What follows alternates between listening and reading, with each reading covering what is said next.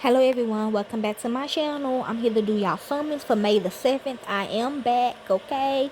My real subscribers, y'all already know, okay? And to you non-sayers, you haters, you non-believers, okay? Don't comment on shit, okay? Don't even listen to it, unfollow me, don't even do nothing, okay? Cause I'ma feel threatened, okay? My daughters and everybody else gonna feel threatened, okay? So don't fuck with me. Also, look in the description box for more information, okay? So let's begin. We'll be reading Mark chapter 15 in the New Testament, and Mark stands for Christ is servant. Okay? If you've been rocking, you know what that means. Okay, so let's begin. Immediately in the morning, the chief priests with the elders and scribes and the whole council held a consultation, bound Yeshua, carried him away, and delivered him up to Pilate. Pilate asked him, "Are you the king of the Jews?" He answered, "So you say." The chief priests accused him of many things. Pilate again asked him, "Have you no answer?" See how many things that they testify against you? But Yeshua made no further answer, so that Pilate marveled. Now at the feast he loosed to release to them one prisoner whom they asked of him. There was one called Barabbas, bound with his fellow insurgents, men who in the insurrection had committed murder. The multitude, crying out loud, began to ask him to do as he always did for them. Pilate answered them, saying, "Do you want me to release to you the king of the Jews?" For he perceived that for envy the chief priests have delivered him up. But the chief priests stirred up the multitude that he should release Barabbas to them instead. Pilate again asked them, "What then shall I do to him whom you call the king of the Jews? They cried out again, "Crucify him." Pilate said to them, "Why? What evil had he done?" But they cried out exceedingly, "Crucify him."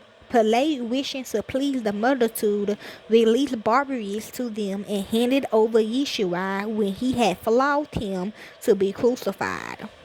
The soldiers led him away within the court, which is the praetorium, and they called together the whole cohort. They clothed him with purple, and weaving a crown of thorns, they put it on his head.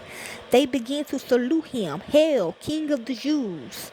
They struck his head with a reed and spat on him, and bowing their knees did homage to him. When they had mocked him, they took the purple off him and put his own garments on him. They led him out to crucify him. They compelled one passing by coming from the country, Simon of Cyrene, the father of Alexander and Rufus, to go with them that they might bear his cross. They brought him to the place called Golgotha, which is being interpreted the place of a skull. They offered him wine mixed with mud to drink, but he didn't take it. Crucifying him, they parted his garments among them, casting lots on them what each should take. It was the third hour, and they crucified him. The superscription of his excruciation was written over him, "The King of the Jews." With him they crucified two robbers, one on his right hand and one on his left. The scripture was fulfilled which says, "He was counted with transgressors." Those who passed by blasphemed him, wagging their heads and saying, "Ha! You who destroyed the temple and built it in 3 days. Save yourself and come down from the cross." Likewise, also the chief priests, mocking among themselves with the scribes, said, "He saved others, he can't save himself." Let the Messiah, the King of Israel, now come down from the cross, that we may see and believe him. Those who were crucified with him also insulted him. When the 6th hour had come, there was darkness over the whole land until the 9th hour. At the 9th hour, Yeshua cried with a loud voice, saying, "Elo, Elo, lama sabachthani," which is being interpreted, my God, why have you forsaken me?" Some of those who stood by when they heard it said, "Behold, he is calling Elijah." One ran and filling a sponge full of vinegar, put it on a reed and gave it to him to drink, saying, Let him be. Let's see whether Elijah comes to take him down. Yeshua cried out with a loud voice and gave up the spirit. The veil of the temple was torn in two from the top to the bottom.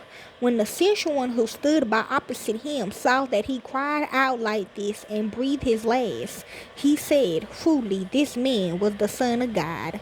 There was also women watching from afar, among whom were both Mary Magdalene and Mary, the mother of Jacob the Less and of Yoshi and Shalom, who, when he was in Galilee, followed him and served him, and many of the women who came up with him to Jerusalem. When evening had now come, because it was the preparation day, that is, the day before the Sabbath, Friday, Joseph of Arimathea, a prominent council member who also himself was looking for God's kingdom, came. He boldly went into Pilate and asked for Yeshua's body. Pilate marveled if he was already dead, and summoning the centurion, he asked him whether he had been dead long. When he found out from the centurion, he granted the body to Joseph.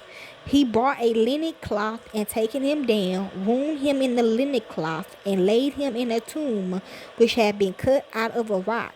He rolled a stone against the door of the tomb. Mary Magdalene and Mary, the mother of Yosi, saw where he was laid. Okay, that Mark chapter 15 in the New Testament, Angel.